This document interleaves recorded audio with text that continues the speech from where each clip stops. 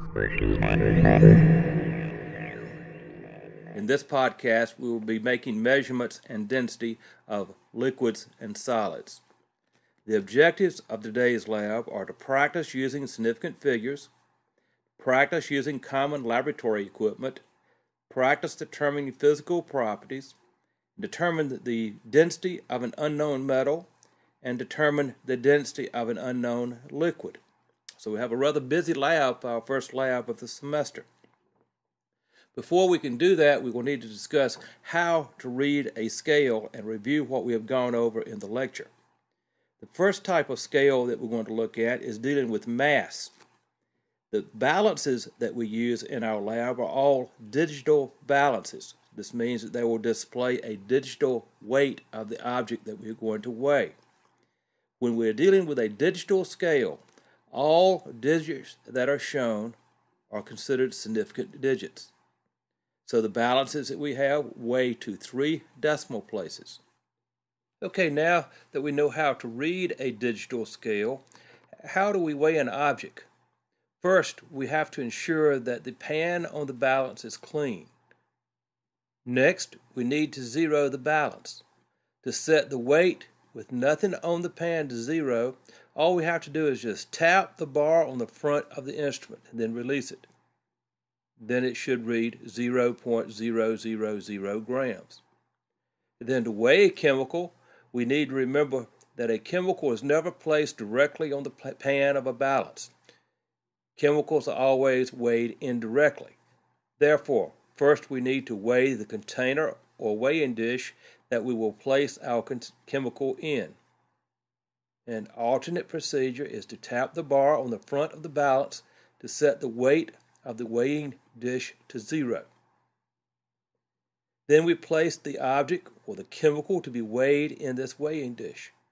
Close the balance lid, wait for the scale to stabilize, and then record all of the digits in your report.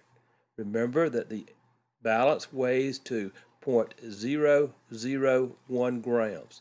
So all masses are weighed to 3 decimal places.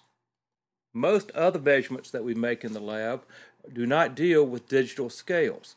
For example, when we measure the length of an object, as we will be doing in the first part of today's lab, measuring the length, height, and width of our textbook, the number of significant digits in our measurement will be determined by the type of scale that we're using. All of the rulers that we have in this class are calibrated to 1 millimeter. This means that we will need to read the scale to the nearest tenth of a millimeter. 1/10 of a millimeter is equal to 0.01 centimeters. In addition, if the reading is exactly 1 centimeter, then we would have to put 1.00 centimeters. We will also be making measurements of liquids in today's lab. We will be using a graduated cylinder and a Moore pipette. When we are measuring liquids, we have to make sure that our eye level is at the level of the meniscus. If the eye level is above or below the meniscus, we do not make a correct reading. If our eye level is above the bottom of the meniscus, then the volume that we perceive is going to be greater than the actual volume. If we look at the meniscus from below the meniscus line, then the volume that we read will be above the actual volume of the liquid. So always have your eye at the level of the bottom of the meniscus. In the second part of today's lab, we'll be using a graduated cylinder to measure the volume. In this picture, we can see the bottom of the meniscus on the graduated cylinder. The graduated cylinder is calibrated to 1 milliliter. Therefore, on a graduated cylinder, at least the 100 milliliter graduated cylinder or the 50 milliliter graduated cylinder that we'll be using in this lab, we will need to read to the nearest tenth of a milliliter. The Moore pipette is used to deliver precise volumes of liquid to a container. On the Moore pipette, we will notice that the pipette is calibrated to the nearest tenth of a milliliter. This means we will need to read the volume with a Moore pipette to the nearest 1/100th of a milliliter. In addition, in the Moore pipette, the gradation marks go from top to bottom. In this picture, the meniscus of the line is at 4.85 milliliters. Okay, now let's get on to our labs. We've learned how to read all the types of scales that we'll be using in today's lab. And the first part of the lab will be dealing with measurement. You will be measuring the length, height, and width of your textbook.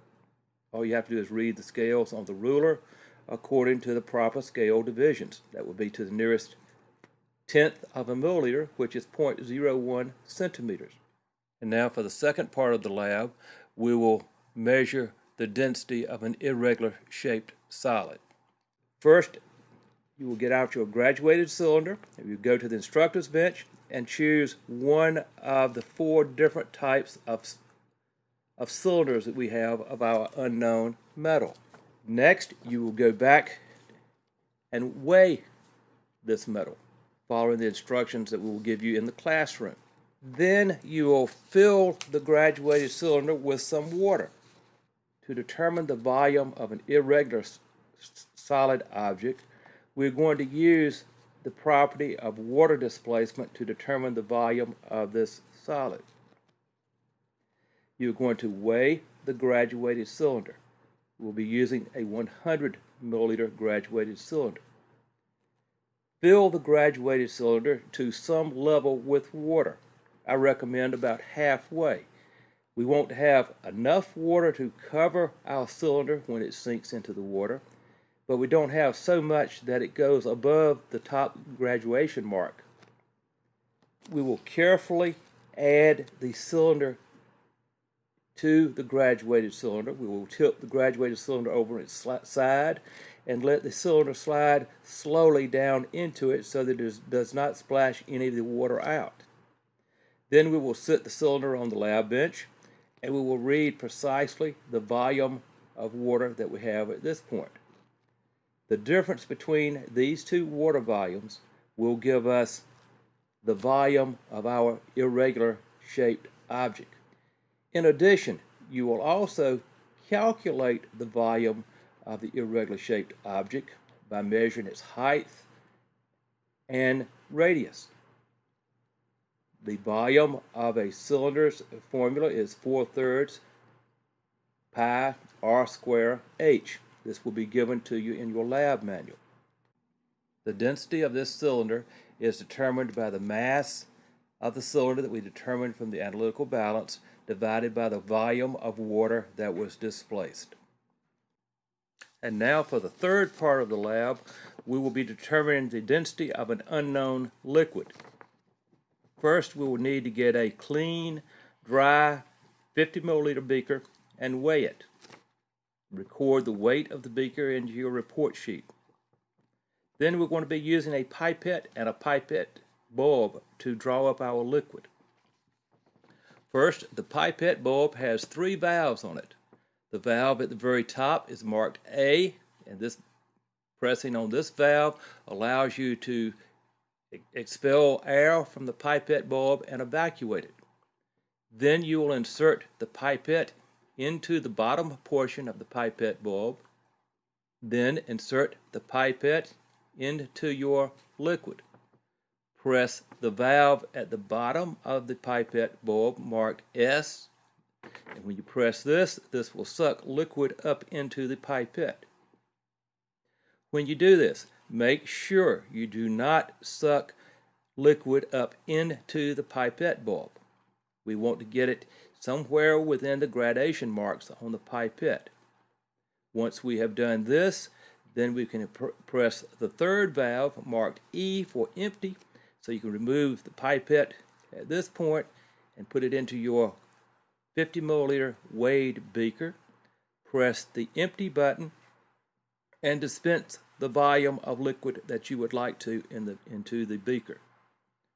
When you're through, then release the E button, touch the tip of the pipette to the side of your beaker and then take it out of the beaker. Then you will go and weigh the beaker and the contents on your balance. Once you've done this, keep that liquid in the beaker and then dispense another known volume of liquid into the beaker. Record that volume on your record sheet. Go weigh the beaker and the total contents of the beaker. Record this on your report sheet and then repeat this procedure 3 more times. We want to have 5 different sets of measurements.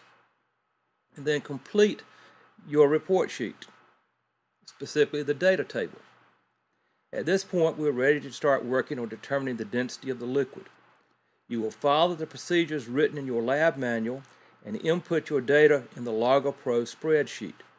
The exact examples on how to do this are clearly written, and you should have no problems, but if you do, ask the instructor, myself, or Mr. Garrison. After you have completed this portion of the lab, you should have a graph that shows volume plotted against mass, and when you do a regression analysis, a straight line of the equation y equals mx plus b is drawn on the curve, and then m is equal to the slope, and the slope is equal to the density. And then for the lab, we will be determining the percent error in our measurements. For the solid, the density of the solid is listed in your lab manual. For the liquid, the density of the liquids and their unknown values are shown on the board. Remember that percent error is the absolute of your value subtracted from the actual value divided by the actual value and times 100. So percent errors are always positive quantities. At this point, you're ready to finish your lab report. On your lab report, be sure to include all calculations and pay very close attention to significant figures. So you can see we've got a fairly busy lab, and I think this is one that we can learn many things about measurement and significant figures. If you have questions, ask your instructor during the lab period.